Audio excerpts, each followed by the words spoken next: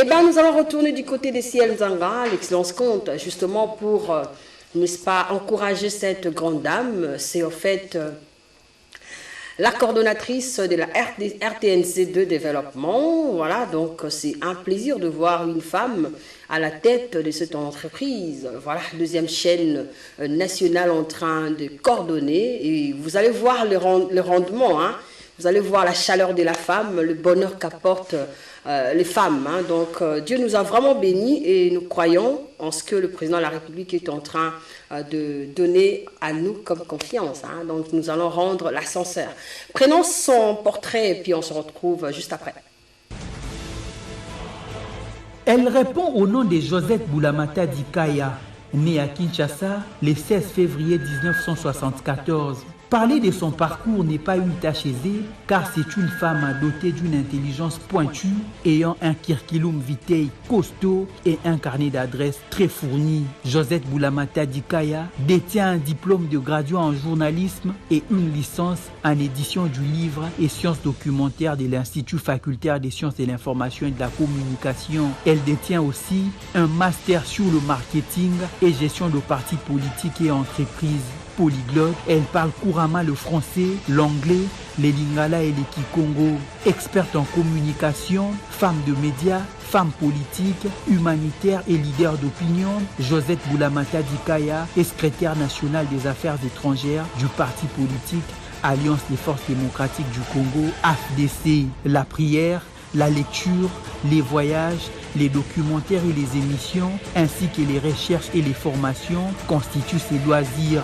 Son sens élevé de l'amour du prochain, de la lutte contre les inégalités sociales, la promotion des droits de la femme travailleuse et dans l'entrepreneuriat lui a valu les sobriquets de l'avocat des sans-voix. Elle se définit également comme syndicaliste et artisane de la promotion de l'effectivité de la participation de la femme dans les instances de prise de décision. C'est ce qui la poussa d'ailleurs à produire et à présenter l'émission Magazine de la femme. Les renouvellements de l'outil de travail, la révisitation de la grille des programmes, voilà les défis qui attendent Madame Josette Boulamata Dikaya, nouvellement nommée à la tête de la RTNC2 Développement. Après sa prise de fonction officielle aux commandes de la RTNC2 Développement, le directeur coordonnateur Josette Kaya Boulamata-Di s'est aussitôt activé au cours de cette ronde d'inspection pour en savoir davantage sur le fonctionnement des différents compartiments de son institution. Reconnu dynamique et très engagé toujours au service de la communauté, le directeur coordonnateur était accompagné de son adjoint Jean-Pierre Koilongola et ensemble, ils ont passé en revue le patrimoine et la logistique de l'entreprise. Les différents locaux techniques ont été passés au peigne fin. Et aussitôt après, c'était le tour du jardin, du parking et même d'autres locaux voisins au bâtiment administratif de la RTNC2 Développement. Au terme de cette ronde, Josette Kaya Boulamata Di s'est exprimée. Le constat est que nous avons vu ce que nous avons vu. Les décisions peuvent venir après.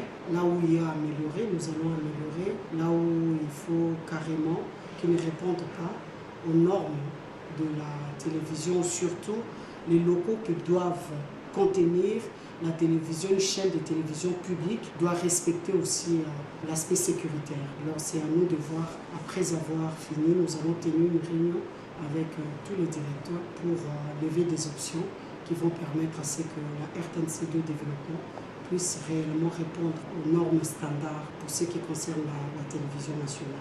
Après les différentes étapes de sa ronde d'inspection, le directeur coordonnateur de la RTNC2 Développement a promis de s'investir pleinement dans la mesure du possible pour l'amélioration d'une manière ou d'une autre des conditions socio-professionnelles de son environnement de travail. Eh bien, nous allons continuer. Hein. Merci également à Madame Sylvie Elengue, parce que la RTNC actuellement, c'est les femmes qui dirigent, également avec des hommes genrés. Voilà. Merci également au coordonnateur adjoint, directeur COI. Donc, nous sommes là également pour vous accompagner. Eh bien, je retourne à vous, hein, Madame Nanou. Voilà notre invitée du jour. Vous êtes une femme visionnaire. Parlez-nous un peu de votre vision, ou alors faites d'abord un commentaire hein, de notre dame, notre coordonnatrice, voilà, qui est femme. Bravo à elle. Ok. C'est une femme courageuse. Ce que j'ai vu là, c'est ce qui m'encourage. J'aime des femmes comme ça, prétentieuses. Elles se laissent pas faire. Elle se dit, bon, je suis capable de faire quelque chose, d'apporter mon soutien. Tu vois, elle est accompagnée des hommes à côté, mais c'est elle qui prend le devant. Ouais. Parce qu'elle a quelque chose. Elle a une tête, elle sait réfléchir et elle sort de l'énergie. C'est ça l'énergie positive.